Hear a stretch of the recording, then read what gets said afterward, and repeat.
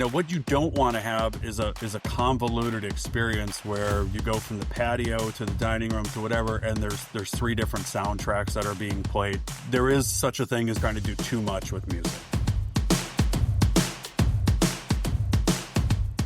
Think about the last time you walked into your favorite bar or restaurant. Did the music make you feel welcome or make you want to leave? I'm John Greer, and in this episode of Inside Business with DIRECTV, we're turning up the volume on how businesses use music to craft unforgettable experiences. I'm chatting with Jim Grandahl of the DIRECTV for Business National Accounts team. Jim, you have 25 years of experience in media and telecommunications, but tell us a little bit about yourself and what you're focused on here at DIRECTV. Hey, thanks, John. Glad to be here. The DIRECTV National Accounts manages all of our large commercial relationships across all verticals. So think financial institutions, fitness centers, logistics companies. The core of our business, though, is really the bar and restaurant space. So our team works with large operators, multi-unit operators, whether they're national, regional, super regional, helping them put entertainment solutions in place for their guest experience.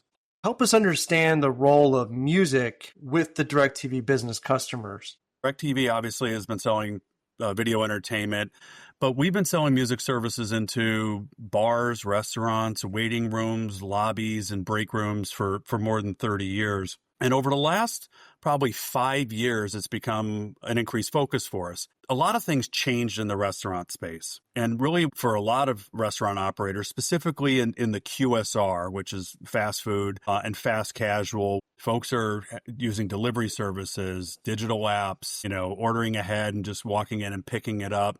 Previously, people come in, order at the counter, go sit down and eat.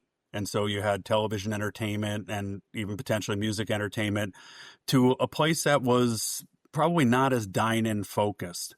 And that's when we started to talk to a lot of these operators about what are you doing for the guest experience? Even though you don't have as many people sitting there eating, those who are or those who are waiting in line, don't you want it to be an engaging, fun experience? And music is obviously a form of entertainment, and we're all about entertainment. So we're still primarily focused on television, but we've opened the door to helping operators provide music entertainment in their environment. It's not a shift as much as it is an addition or a complement to what we've been doing for the last 30 years.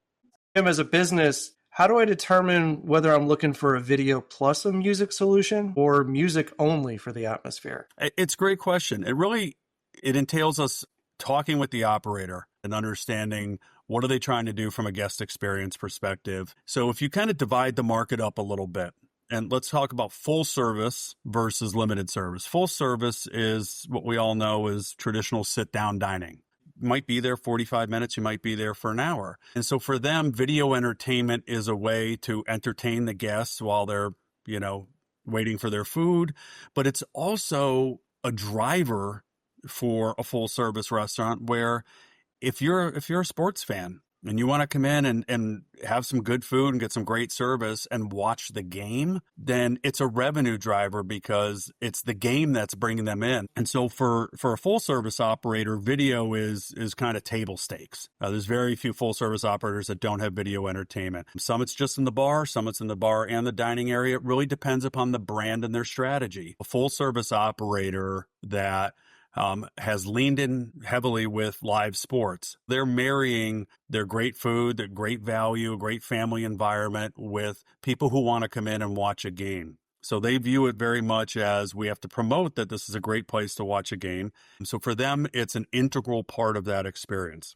On the limited service side, it's really a brand by brand discussion about what are they trying to do, who is their customer, how much of a focus do they have on the dining room and wanting people to stay and eat. More of their business is order ahead. More of their business is delivery. More of their business is going through, digital apps and as opposed to people coming and sitting down and eating in the restaurant. So some of those have kind of rethunk, how do I still make a great guest experience for who is in my establishment, but it's not as much people are coming here to sit and stay for a while, which is really where video plays into the guest experience. How can music help support the brand's identity and not detract from it? That is the best question. If you think about when you walk into any establishment, one of the first things that you notice is the sound. So a great example is if you walked into a Roadhouse and they were playing jazz, you would probably be like, what's going on? This is a country music place. Why do we have jazz playing?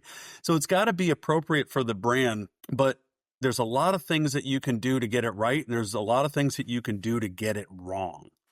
If you go back to that same scenario, if you're looking for a relaxing meal with your wife and kids, then you open the front door to the establishment and bass is pumping and the music is absolutely cranking, it might not be the vibe you're looking for dinner. So what are some of the mistakes that operators make? The first one is inappropriate music. So when we talk to operators, we always say your employees are not your customers, and none of your employees should be a DJ. Because what a 19-year-old server wants to listen to may be very different than what my parents want to listen to in the restaurant. Inappropriate music, is one of the biggest forms of complaints. The wrong vibe is another mistake. So you might have music that's appropriate as far as there's nothing offensive, but it doesn't match the brand. Are you an old 50s style burger joint? Maybe you're playing 50s all the time. Or if you've got a little bit more of a beachy vibe, you might be playing, a little more beachy music. So those are two things. And then the other one is really just executional. And we've all experienced it where you just walk into a place and the music is either too loud to enjoy yourself and have a conversation, or it's so soft it barely exists. And so it's not having any impact. When we talk to operators and we go out and spend time in the restaurants, we listen for these things, we watch and operationalize this the right way. Jim, I love this idea of curation, and you're working with so many national chains. How do you think about different parts of the day? Right, I imagine that what you're listening to at breakfast may change for what you're listening to in a late night establishment. Day parting is a combination of, the clientele that's coming in and the vibe that you want to have. I always give negative examples. Walking out of your hotel room to go get a coffee down in the lobby in the morning, and it sounds like you're in a discotheque. The music is pumping until at 6 o'clock in the morning. I just want a cup of coffee, and this music is over the top. What might be appropriate for the late night crowd at 11 p.m. may not be the right vibe for 7 a.m. when folks are coming in for a breakfast sandwich. Let them get their coffee in them before you turn up the beat. Thinking about the establishment itself, you had mentioned you come in and you listen to the music and you start to get a little bit of a feel for the vibe. Yeah, I mean, it depends on the restaurant. I mean, if you look at places that have outdoor seating, they will typically have music piped out there if they're able to. If somebody's walking up to your establishment, you're starting to bring them into what that guest experience is going to be because they can hear the music. They open the door, it's the same music's playing in there. The goal is keep it fun, keep it at the right volume level. We have operators that actually have different music in the back of house versus the front of house. And that's to keep the employees happy back there. So they will let them listen to stuff that maybe they don't listen to in the dining area because it's not as guest appropriate. Some operators will put speakers in the restrooms. So folks are relaxed in the restroom. What you don't want to have is a convoluted experience where you go from the patio to the dining room to whatever, and there's 3 different soundtracks that are being played. There is such a thing as trying to do too much with music. So we help guide them through what's right for your brand, what's right for your employees, what's right for your guests, and what's the right structural setup that we should have in this establishment. As a business owner, then, I've got a lot of decisions to make. The type of music, the time of day, where it's located. I'm not going to be able to be in every establishment all the time. And so what does that look like at the enterprise level to be able to control the music for the patrons coming in? It's a great question. This is what we do every day. So the first step is working with the brand to say, what channels do you want? And in the restaurant space, we have 145 total channels. If you're in a family-friendly environment, there's really 20 or 25 channels that are the most popular. And so what we do for operators, and we recently did this for a QSR operator with more than 1,000 locations, was we narrowed it down to 20 channels. So those are the only 20 channels that their locations can access. They can't get onto something that's mature rated and has explicit lyrics. All of those are family-friendly, clean, and appropriate.